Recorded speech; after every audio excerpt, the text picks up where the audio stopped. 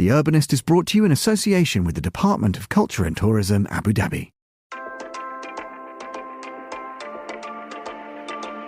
Saadiyat Cultural District Abu Dhabi is a beacon of hope and inspiration. A catalyst to spark growth and collaboration with museums and experiences, where art and science and nature and technology coexist. The belief of Abu Dhabi that culture is the backbone of our society.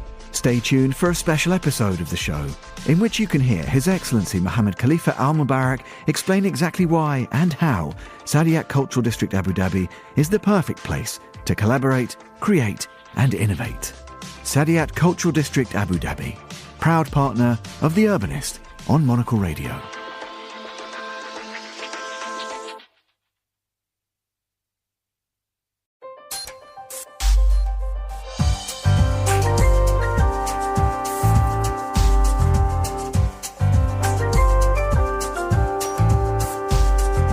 Setting, environment, venue, it's part and parcel of the nurturing of trust between parties to enable the possibilities of dialogue towards the advancement of peace.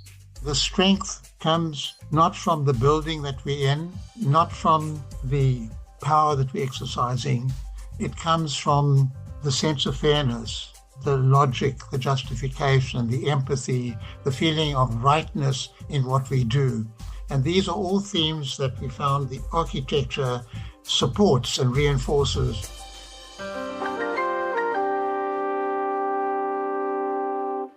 Hello and welcome to a special edition of The Urbanist, the final part of our three-part series on conflict and the city. I'm your host, Andrew Tuck.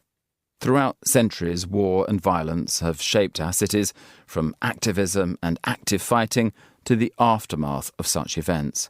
In this episode, we explore the peace process and the soft power of settings, and how the beauty of a building can help facilitate conversations that bring about justice and the end to conflicts. I was recently joined by Itonde Kakoma, who is the head of Sub-Saharan Africa at the Marty Artasari Peace Foundation. Itonde has been researching the process of peace negotiations from the perspective of design and has a particular fondness for Finland as a setting for these sorts of discussions. He has also hosted peace processes on the outskirts of a remote town in East Africa, where he believes the forests and mountains created a perfect setting for a more human-centred negotiation. I began by asking how important he thought setting really was then when it came to the beginning of a peace dialogue. I think the setting question is critical. And here we're not solely talking about the venue or the architecture of the specific venue, but the broader environment. And increasingly so, when peace processes are being advanced, the question of venue, of setting, is contested. That is to say, is it suitable from a political point of view, a geopolitical point of view? Is it conducive for the making of peace? At minimum, from a perception point of view. That's just as the start. So setting, environment, venue, it's part and parcel of the nurturing of trust between parties to enable the possibilities of dialogue towards the advancement of peace. Now, once you get past that, we can get into the very space itself, beyond the suitability, if you will, of the geographic or particular setting in which parties convene. And that too has bearing. Now, I don't want to inflate. I think the first point is absolutely crucial. The perception around the suitability of venue, because that's also about allowing where parties to a conflict meet not to play in to biases, to perceptions of mistrust, to overt or more subtle points of influence and interests. But the same applies then to the very setting or particular architectural space in which such a process is facilitated. What makes a good space then for starting those conversations? I mean, we can speak about it in architectural terms, but we can also speak about it in very basic terms about how dialogue occurs. Is it somehow comfortable enough? And I think we should draw a distinction between the types of venues used in various forms of negotiation versus the peaceful settlement to conflicts through mediation. And I don't want to over dramatize or emphasize this because, as some distinguished mediators have told me when I've inquired before, is that forget the question of the space itself. It's ultimately about the political will. But at the same time, we know, and I've been a part of peace processes where the environment itself has facilitated a considerable portion of dialogue before even sitting down at the table. And that's equally in terms of the natural environment in which parties sit. And so that's about questions of freedom, of movement, not feeling constrained. That's about the beauty or aesthetics that appeal and open up the senses to think perhaps anew beyond the particularities of a given context. And that is not only in the form of art and architecture, but the broader environment that can open up and free the mind. And that's also coming back to the question of freedom and not feeling constrained. It has implications, the ability to breathe when required. I think these are elements that are, in my experience, crucial so as not to simply be a distraction, but also an enabler to the better undertaking of dialogue, particularly in peace processes. Now, when I think of famous peace negotiations, we know it by the names, the Oslo Accords, the Reykjavik summit famously between Gorbachev and Reagan. Many of these places are remote, a bit chilly, but nice hotels or somehow feel neutral territory. Are these the kinds of things that you noticed in successful peace negotiations?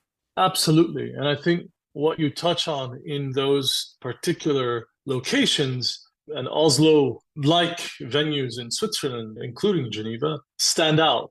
But there are additional schools of thought that take on a similar tradition. Arusha, Tanzania, stands out in having been a venue that has facilitated quietly but deliberately numerous agreements between warring parties, particularly post-liberation phase of decolonization in the context of Africa, but continues to do so today for similar types of reasons. And you touched on this question of quote-unquote neutrality, or at least not being perceived as heavy laden with overt interests. And further from that is the idea that parties can be free enough to move beyond the hard positions they may take in a more formal setting and now open up to explore alternative possibilities and futures to violent conflict. And venue, again, not to overemphasize, but venues and space can play a significant role in freeing up the senses in that regard. President Carter used to speak about the way in which Camp David was a venue, yes, with all of its power associated with a powerful state, but because of this setting in the natural environment, was a venue that allowed, in the context of the Camp David peace accords between Israel and Egypt, to really think of a world bigger than the individual political concerns of that specific day. And he spoke about how the natural environment aided in those political security negotiations, and in fact, inspired the design of the Carter Center in Atlanta and the way in which the architectural space interacts with the natural environment. Speaking of famous peace accords, we enlisted the help of the historian and author Alex von Tunzelmann to guide us through some of history's most interesting meetings. The Sauna Summit, June 1957, Meilahti, Helsinki, Finland. The Finnish President Urho Kekkonen met the first secretary of the Communist Party of the Soviet Union, Nikita Khrushchev. Kekkonen was a big character. He was elected in 1956 despite quite accurate stories in the press that he was a heavy drinker, engaged in fistfights and was maintaining at least 2 mistresses. He was also a huge sauna fan, so he asked Khrushchev to meet him in his sauna in his official residence, Taminiemi. They discussed European politics and relations. Kekkonen practised what was called sauna diplomacy. He thought it helped to get naked, sweat and drink beer or vodka with your allies and adversaries. So this is exactly what happened, and it's something that really appealed to Khrushchev, who was also a big personality, quite an informal and earthy person. Khrushchev said of Konrad Adenauer that if Adenauer had been here with them in the sauna, we could see for ourselves that Germany is and will remain divided, but also that Germany never will rise again. Bit of a double entendre there, I think. Kekkonen and Khrushchev really enjoyed their sauna. Khrushchev, though, got into big trouble when he got back into Moscow because the Central Committee of the Communist Party thought it was undignified for him to get naked with the Finnish PM. Some of them actually found it quite funny, but Vyacheslav Molotov really laid into him for frolicking with a bourgeois capitalist, shamed him in front of his colleagues, and a few months later Khrushchev expelled Molotov from the Central Committee. It was the end of his rather shameful political career. Meanwhile, Kekkonen sent Khrushchev a sauna, which the Soviet leader installed at his dacha. In 1960, Kekkonen broached the idea of Finland joining the European Free Trade Agreement with Khrushchev, again in a sauna, so this diplomacy continued. Thanks, Alex. We'll hear more about other historic accords later on in the show. But now we return to our conversation with Atonde Kokoma, at the point where I asked him if hotels, which are so often used in conversations for peace, are really the best setting for these sorts of meetings. You touch on a dilemma also around perception, right? Yes, big hotels, etc. But it's also presenting a kind of values proposition about how peace is made. And there are some sometimes very difficult images that float around in the context of peace processes where citizens see those who are aiming to advance peace in formal settings enjoying the luxuries of large hotels. And I think there is a question around the ethics of that, depending on the context. Now, having said that, I think the suitability of venues are also tied to maintaining the level of discreetness for the parties to engage without distraction. I've witnessed a set of peace processes that were occurring in a large hotel, in an urban setting, where all sorts of individuals passing by, journalists and envoys. And so before you even get a chance to breathe, or before the parties even get a chance to breathe, they're bombarded by so many alternative views and questions, and thus start speaking to their particular constituencies rather than the broader concerns in advancing a more durable, sustainable peace. And I think that also links to certain schools of thought that you indicated that provide the level of remoteness. But in doing so, it shouldn't be a remoteness that is removed from the pressing realities and concerns of the reason why they've been brought to a peace table in the first place.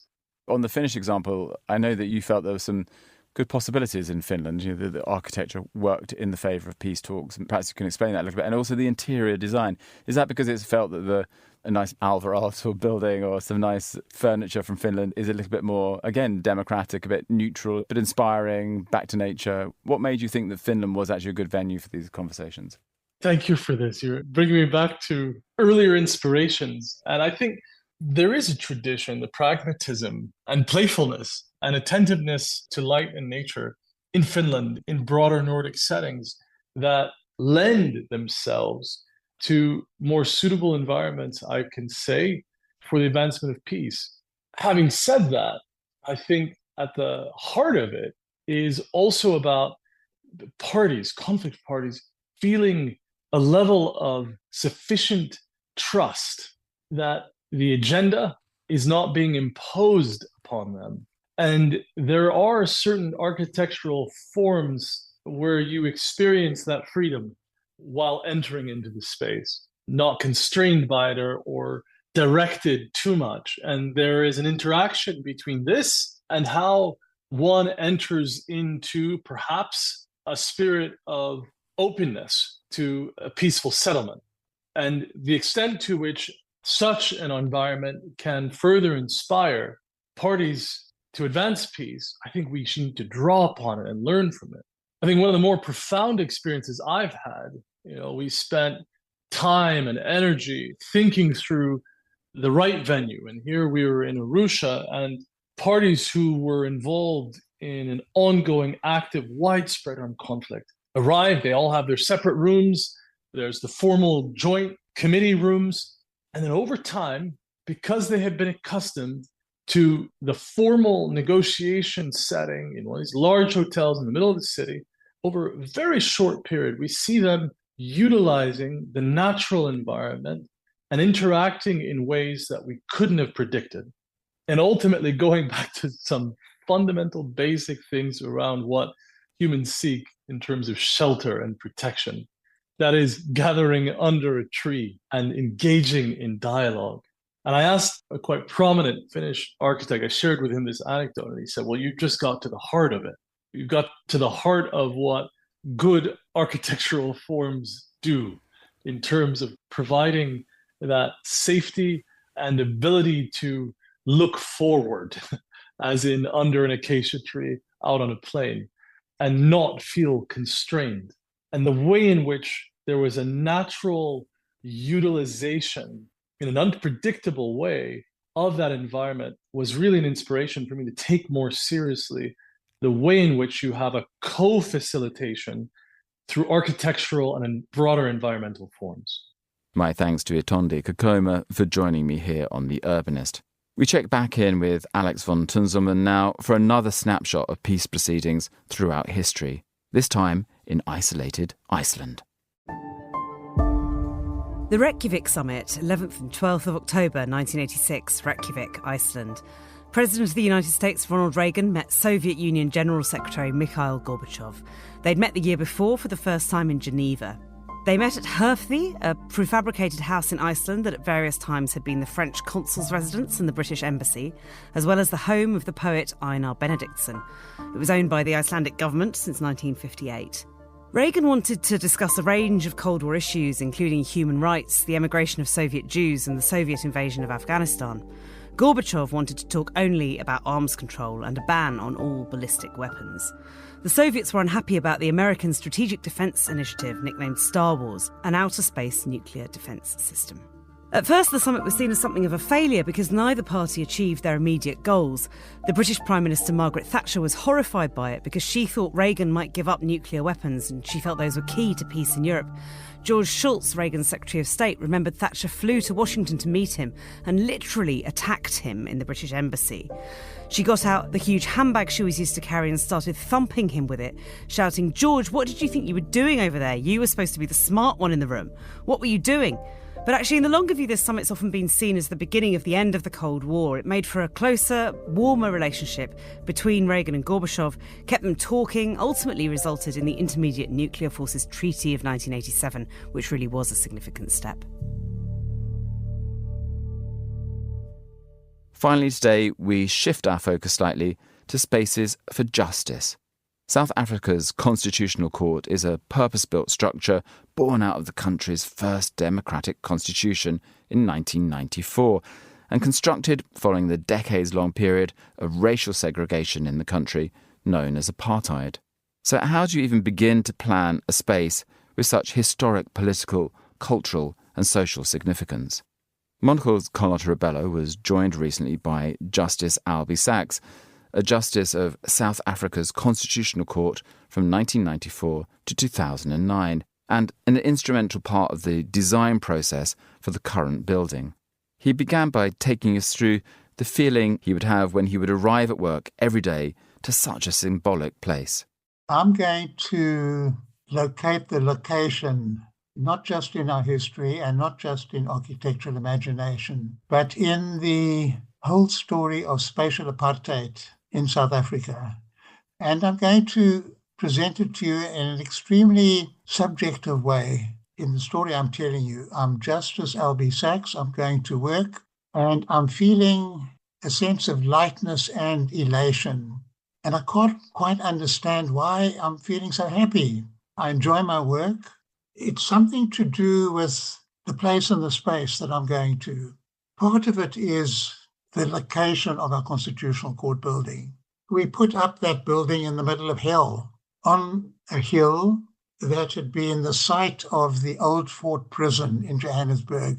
We say with a very dubious pride, we have the only jail in the world where both Gandhi and Mandela were locked up. And I'm feeling thrilled that what had been in the site of pain, that's where now we have our beautiful new Constitutional Court building. And that's a source of great satisfaction, joy, happiness. I was in the freedom struggle in South Africa. I was locked up, not in that prison, but elsewhere. And now I'm going to this place where we turn the sword into a plowshare. Yeah, that explains part of my elation. Is it because we are connecting up three Johannesburgs? On the one side of the hill, Hillbrow, one of the most densely populated sections on earth, high-rise buildings, formerly for whites only, now overwhelmingly Black African people living there from all over the continent. It's dynamic, it's problematic.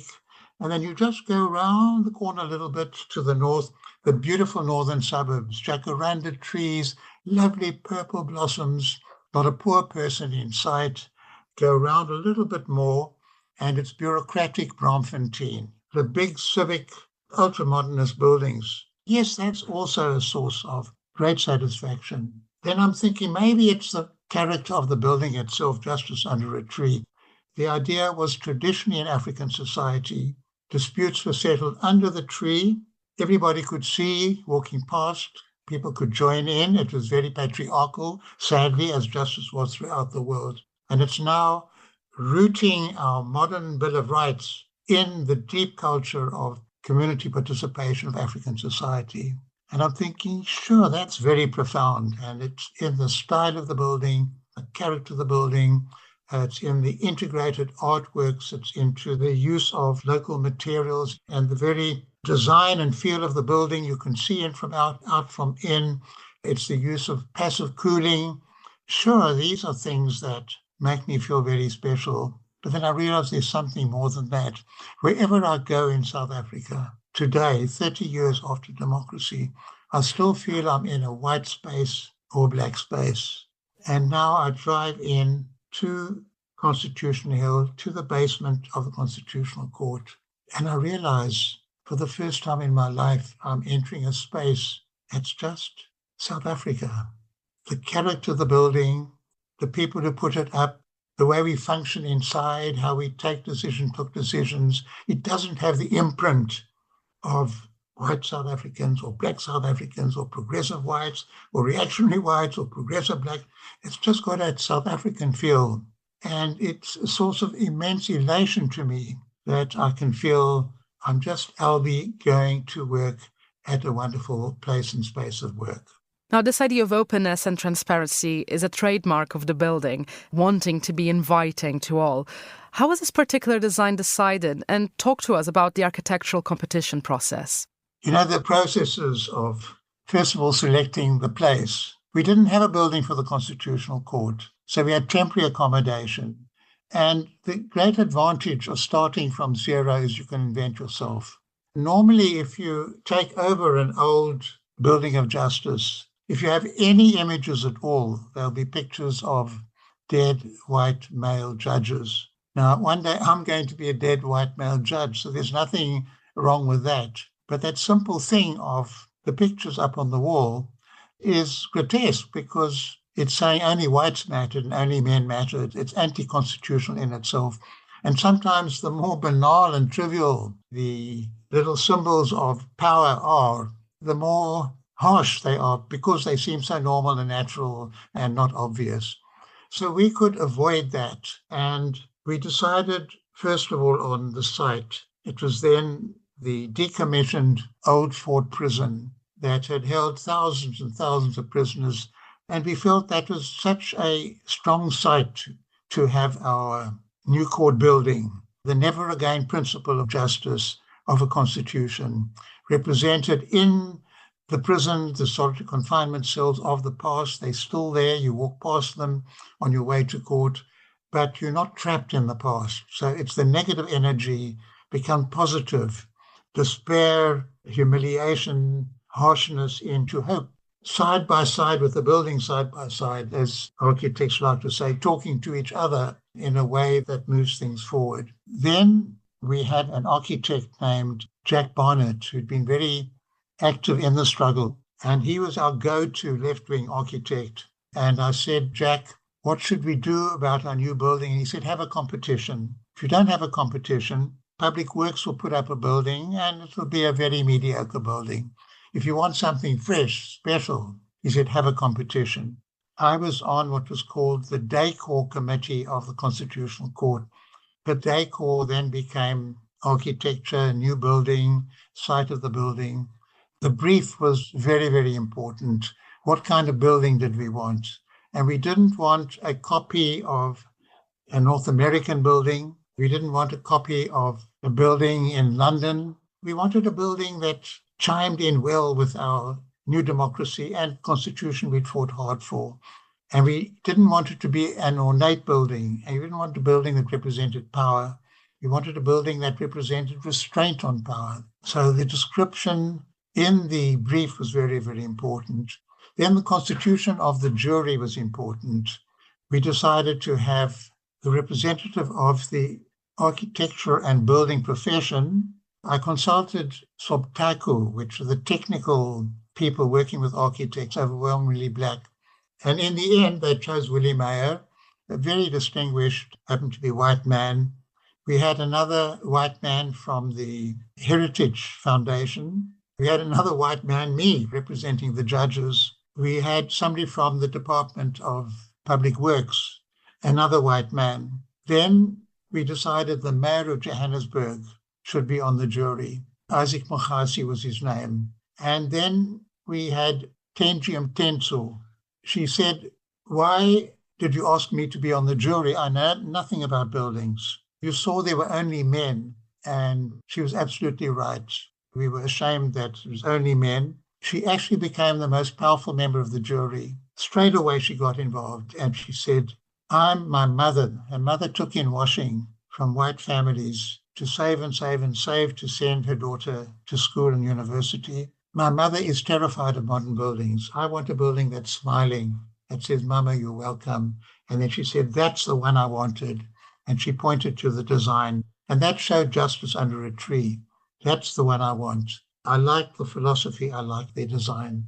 And so we ended up choosing that number, discovering it was two young architects in Durban and a town planner in Johannesburg had come up with that idea. Being a two-stage process, we were able to tell them certain weaknesses and we awarded them the project on the basis that they would listen to the architects on our jury who had some recommendations to make. The architect said, what, you can't award and say it's conditional and they must listen to you. And I said to them, these are younger architects. This is a new period in our society, and they will welcome the commentary. They're used to doing things in a consultative, democratic way. They see that as a benefit. And so it turned out that they were very, very excited to speak to the architects on our jury, making quite important technical recommendations for changes that turned out to be very beneficial to the final project. You mentioned there how you were tasked with the core, and one of the things involved with that was that you were tasked with establishing the court's art collection. How did you go about it, and what is the relationship between justice and art? For me, what's significant is not so much the fact that we have what's become a very famous art collection now, including integrated artworks. That's the doors, the chandeliers, the carpets, the gates. What was important was what we didn't put up a cold, sterile building representing power that would encourage a form of legal reasoning that's cold and sterile and technical and abstracted from the world. Even the artwork that we got, the idea was to have a sense of humanity and warmth, not pure abstraction. We wanted basically the human figure, fundamental rights, sense of humanity, diversity of our humanity. That wasn't creating something new in the court. It was reinforcing a vision, a focus, on the marginalized, on the dispossessed, on the idea that a Bill of Rights doesn't stop at the factory gate. The Bill of Rights doesn't stop at the entrance to the mine, the entrance to the farm. The Bill of Rights goes into all those domains to protect the vulnerable people there. It doesn't stop at the front door of the house. It's got a very big role to play in protecting people inside the home. So it's that sense of legal reasoning that is focused very much on the despised and rejected in our society who need the support of the law in the way that the wealthy don't need the support of the law. They've got their money, they've got their power. It's reinforcing all those different elements, humanizing the space, the building, the place that you're in. Even the South African flag, it used to be a drooping flag. There's nothing worse than a drooping flag. It's a big flag made of porcelain beads with the names of the African women crafters on the flag. It gives a vibrant quality to the court chamber itself. But it was that idea to have a sense of humanity breathing through, pulsating in the building, going towards undoing the ultra-professionalism, the hauteur of legal forensic activity. The strength comes not from the building that we're in, not from the power that we're exercising. It comes from the sense of fairness, the logic, the justification, the empathy, the feeling of rightness in what we do. And these are all themes that we found the architecture supports and reinforces. In that sense, it's a total experience for me going to work and enjoying not only something created by us, about us and for us, but also something in which we had a real sense of usness, which sadly in the world is not all that strong. And sadly, even in South Africa, after our long, long struggle against apartheid, is not as strong as it should be. It's a very, in that sense, we the people, a very us building. My thanks there to Justice Albie Sachs in conversation with Carlotta Rebello. And before we go, Alex von Tunzelmann brings us another, this time slightly less successful, conversation between leaders, this time set in a model kitchen. The Kitchen Debate, 24th of July 1959, American National Exhibition at Sokolniki Park in Moscow. First Secretary of the Communist Party of the Soviet Union, Nikita Khrushchev, met US Vice President Richard Nixon. This was set in a whole suburban-style house that had been built by American exhibitors in Moscow as part of a cultural exhibition, meant to demonstrate the kind of luxury and technology that ordinary Americans could expect. And there was a reciprocal exhibition of Soviet culture in New York City at the same time. Nixon was touring this show home with Khrushchev, and they stopped in the kitchen. It was supposed to be a friendly visit, but it immediately went wrong. You can read a full transcript of it on the CIA's website. It's really very funny. It begins with Nixon pointing to a dishwasher. And Khrushchev's not impressed at all. He says, "We have such things." Nixon says, "This is the kind which is built in thousands of units for direct installation in the houses. In America, we like to make life easier for women." Khrushchev interrupts and says, "Your capitalistic attitude toward women does not occur under communism." And that really sets the tone. Nixon's trying to maintain his strong line on freedom for an international audience. Khrushchev is ebullient and cheerfully combative, shooting down everything he says. So Nixon says, "This is what ordinary Americans can afford." Khrushchev replies that all Soviets are entitled to decent homes, whether they can afford them or not. Destitute Americans must sleep on the street. Nixon criticised the Soviet Union for not offering freedom of choice. Khrushchev taunts Nixon, saying he looks angry. Does he want to fight? Nixon keeps trying to get the conversation back onto what he feels is the safe ground of American freedom and progress, but Khrushchev just would not take him seriously. Perhaps the funniest part is when Nixon is becoming seriously frustrated and Khrushchev says, "You're a lawyer of capitalism, I'm a lawyer of communism, let's kiss." They did not kiss. The debate was videotaped and broadcast on American and Soviet TV to mixed responses. But in general, Republican audiences in the US felt Nixon had held his corner and came across as tough, not intimidated by the impossible Soviet leader.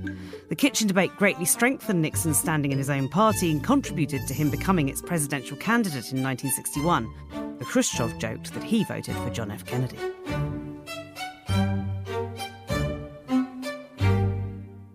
Alex von Tunzelmann there, and my thanks to her.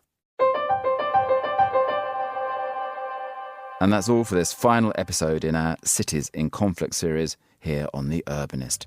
You can listen back to the full series at monocle.com or on your preferred podcast provider. The Urbanist is produced by Carlotta Rebello and by David Stevens, who also edits the show. This episode was guest produced by Emma Searle. I'm Andrew Tuck. Goodbye, and thank you for listening, City Lovers.